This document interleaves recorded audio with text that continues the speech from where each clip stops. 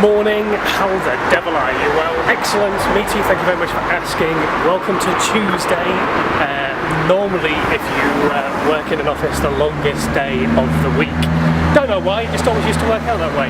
Anyway, for me today, I've got a busy one ahead of me, and we're starting it off with catching up with George.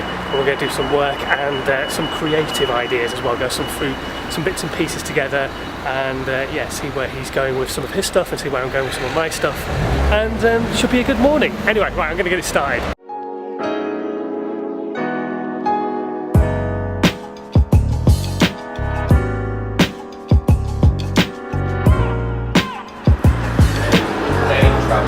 How's it, cars?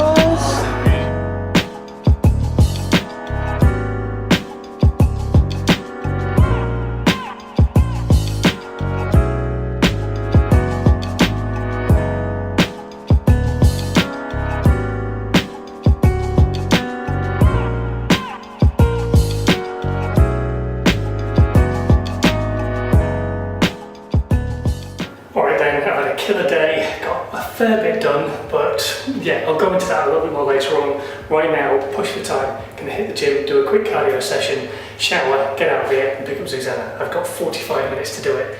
It can be done. 30 minutes, hard, hit, cardio. Let's do this.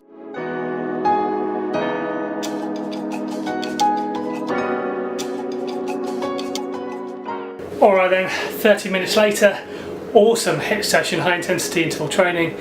Yeah, feeling good for the fact that I've actually managed to get that session in. Yeah, feeling really good. Right, I'm gonna lay down on this thing, chill out, shower, pick up Susanna, and then it's home tonight, and I have editing from last Thursday's filming gig to crack into this evening and try and get that, not boxed off, but a good part of it done before tomorrow. I'm off to a brand new networking thing very early in the morning over in Thiel. So I'm looking forward to it, but I'm not looking forward to the early start.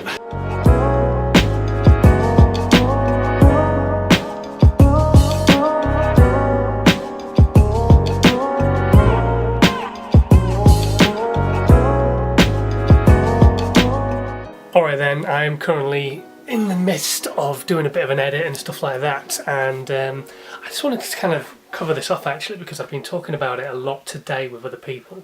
And I even did a LinkedIn video about it. If you've not followed me on LinkedIn, by the way, the link is in the section below. But anyway, speaking all about friction, and this is something I've spoken about quite passionately about for quite some time now, and a few other people on their podcasts are starting to talk about it. Some big names are starting to talk about it as well, about the fact that you create friction, easy for me to say, you create friction by just creating one piece of content and expecting people to go and digest it in that one place. So for example, I was chatting to a guy who wrote a blog and he expected everybody to go and visit his website and his blog, but he didn't post it anywhere. He didn't post it anywhere else. He just expected people to find his website because he'd written a blog. Now, we won't go into the fact that the blog was a very salesy blog anyway, and that anybody who went to it wasn't really interacting with it. But the fact that he just truly believed that because he'd written a blog, his website would get thousands of visitors is a mindset a lot of people have. And you need to kind of educate yourself out of this mindset. If you don't already have an established blog, then because it's not established, people are not going to be waiting for that content to come out and go and find it. So you need to help them actually be able to digest your content, because what you've got to say could be really, really valuable, but nobody will know about it unless you get it out there. So you can post your link on other websites and that kind of thing, but that then creates friction with the websites because Facebook, for example, don't want people to leave Facebook. They want people to stay on Facebook. The same with LinkedIn, the same with Instagram, the same with Twitter and Snapchat and all these other websites. So the best way for you to get your content actually seen and not dropped down people's feeds by the algorithms and by the software in the background that's running is to put it there natively. So once you've written your blog, yes, absolutely, try and get people to come and read it from other websites, maybe for 24 hours or so. And then after 24 hours, post that blog natively to another website and still try and draw people back to your website on the other ones that you've not posted it on. So for example, you'd post your blog on your website, within 24 hours you post it as an article on LinkedIn. You then might post it as a piece on Medium. You then might post it as a short form piece of content but long form for the platform on Instagram. you might then take that big piece of content that you've written and post it as a status update on a group or on a page for your business on Facebook. So you're trying to post the content natively so that not only are you removing the friction for the website, because like I say, the websites don't like you posting external links, but you're also removing the friction for the people who are trying to digest your content.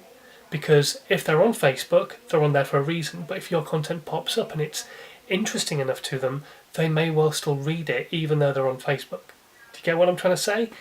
And then you can start getting really clever and really more in depth about friction and actually creating other content that will really work for them. So you can start then looking at creating video content and memes and podcasts and so on and so forth, so that you're removing the friction completely for people, so that not only can they digest your content in different places, but they can digest it in different formats, so they can find a way of digesting your content that suits them rather than you. So you might be a great writer, but if you can create content that is great in written format, spoken, video, pictorially, you're onto a real winner.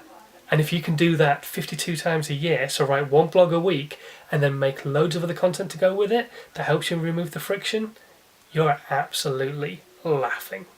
Anyway, right, I'm going to crack on with this and I'll see you guys in a bit.